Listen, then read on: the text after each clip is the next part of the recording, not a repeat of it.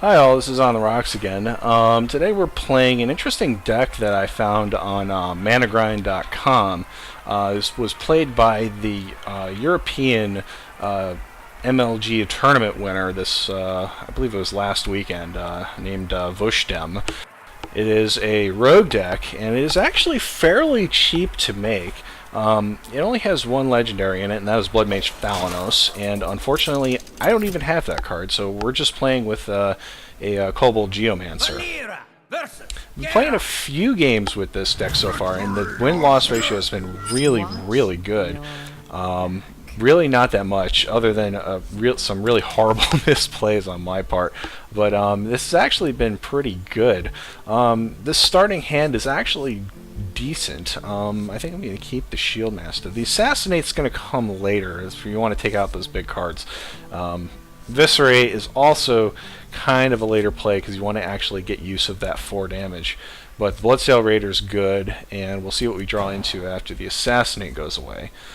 And Gadgets and Auctioneer was not hoping for that.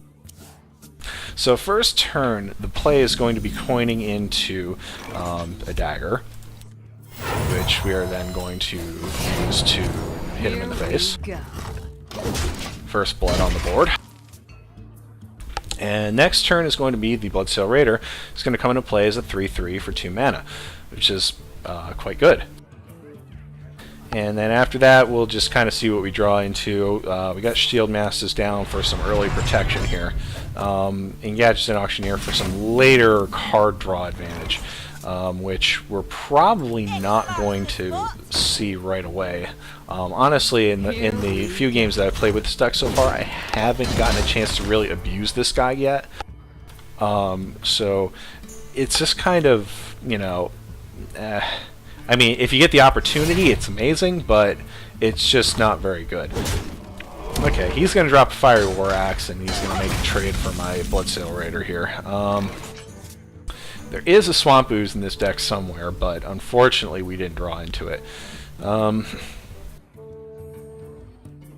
Not entirely sure that I want to use a Shattered Sun Cleric right now, because I really want to actually get that +1/+1. So I think that the turn, like, for a deck like this, early on you don't want to overplay your hand. So let's just pick up a dagger and keep the damage flowing. Only little bits of damage, but he's probably going to... I want him to use that last charge of the War Axe, not on my my minion.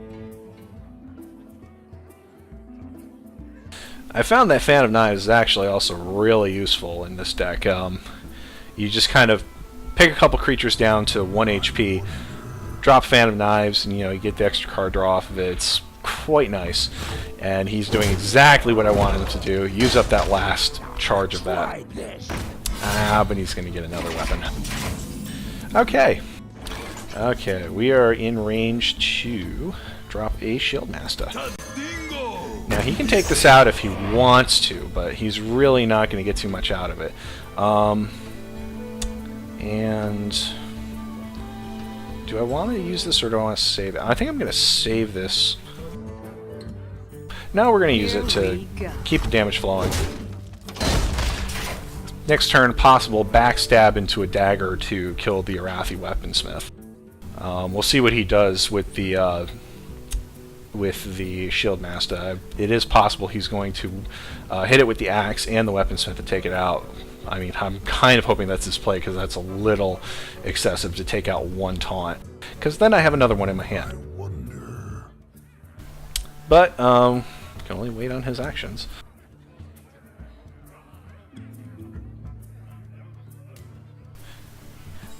Usually if your opponent's waiting this long, it usually means that they have something in their hand. They're just kind of figuring out how to play it to their best advantage. With 3 mana to act still, he's doing that. Exactly what I hope he'd do. And what's he going to use his 3 mana for? Nothing! Wow. Okay. So, adding insult to injury. Another one. And so he gets to think on it again.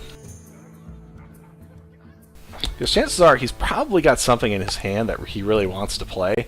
I mean, he could attack into an execute, but execute's a little excessive for something this small. Usually you want to save your executes for something that's like, 6 to 8 HP. But he's gonna drop a... Interesting. Okay. This is probably prime territory for a backstab Fan of Knives combo to take him out if he's going to actually attack into me and lose his shield. What now? So... Okay, he wants to kill my shield master. Okay. Kinda what I was hoping he'd do.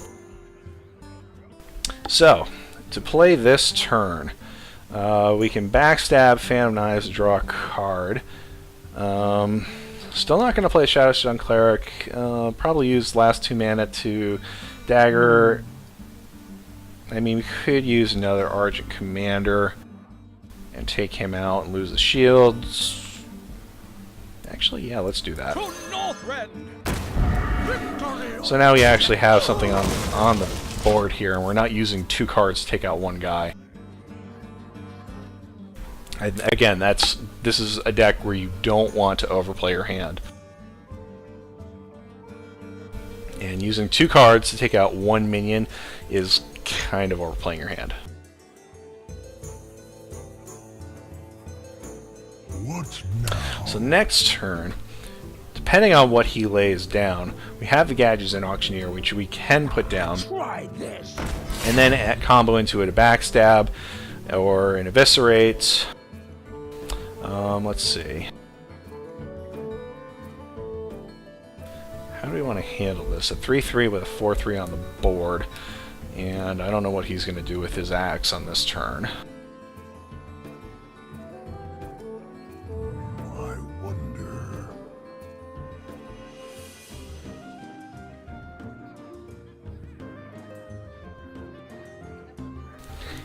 Kind of likes to think on his turns, and, well, now he's under the gun. I love this timer because it kind of makes you, like, want to, like, it's like, oh my god, make a move, make a move, make a move. And it usually leads people to make some really poor decisions, like using an execute on something that can only take 3 damage to die. Honestly, the best move would have been to trade the weaponsmith. Well, actually, no, that had summoning sickness, but, oh, whatever. He can't, well, now I can't backstab, which is unfortunate. But he did take out my minion, and that is also really unfortunate. So many options. Huh, this is actually kind of interesting. Thinking I want to get the Gadgets and Auctioneer out. He's not going to be able to take it out with the Battle Axe, and then I can just eviscerate, draw a card. Yeah, let's do that. I got the best deals anyway. Again, I'm overplaying a little bit here. Only by 2 damage. Come on, I can get away with that. Alright. I think that was good enough.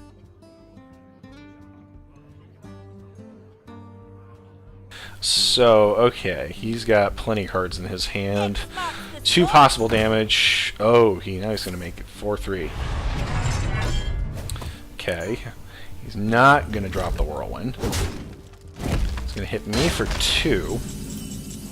Okay. Let's see. He is a 4-3, so if I attack in, I lose the Gadgets and Auctioneer, which is really unfortunate. I don't want to do that. However, I do have a Deadly Poison, and I'm able to use daggers. So I got plenty of HP that I can stand to take 4.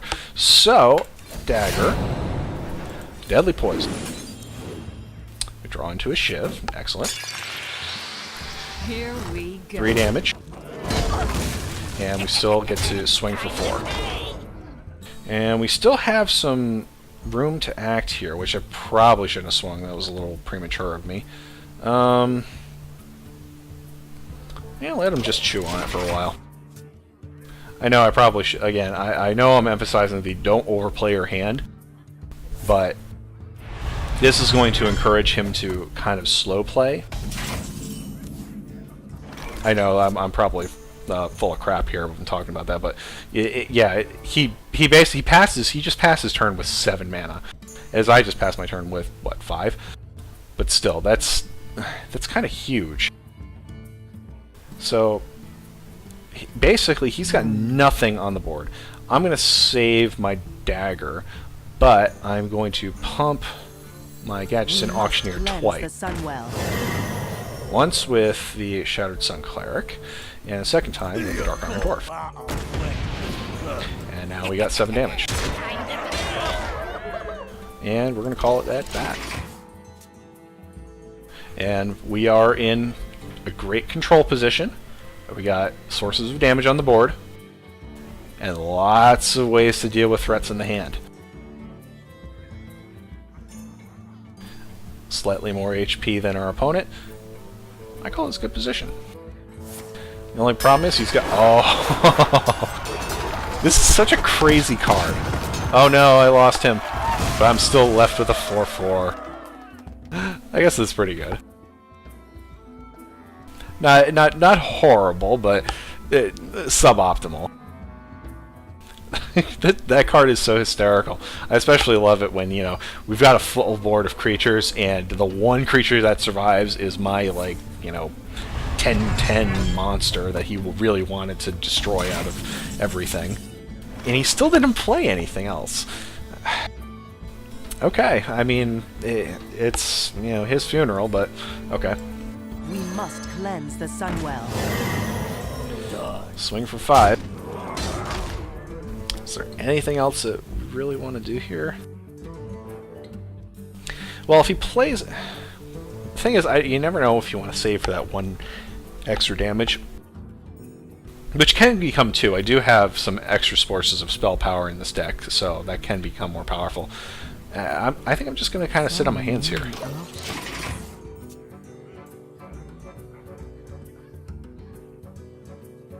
Got 8 damage on the board. Well, actually, no. I have fatal damage here. 8 plus another 3 from my dagger. He needs to make a move here, or else I have him next turn.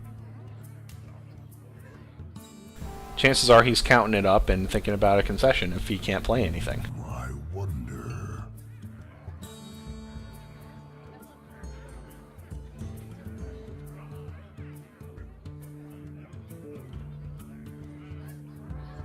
To Northrend! Well, there he's got something. But that's not going to help him since I do have Eviscerate in my hand, which is going to make up for the lost damage. So, let's make it happen. Assassinate, just to get our 1 spell and activate combo. Attack in. Attack in. Well, actually, no, that's not going to kill him, but... Yeah, very close to it. Actually, you know what? This is what we saved that shit for. Perfect. There we go. And that is the European Wushtemme rogue deck. It's actually kind of fun to play. It's very aggressive. It's kind of that like nice mixture of aggro and control that I personally like a lot. So thank you for watching, and have a nice day.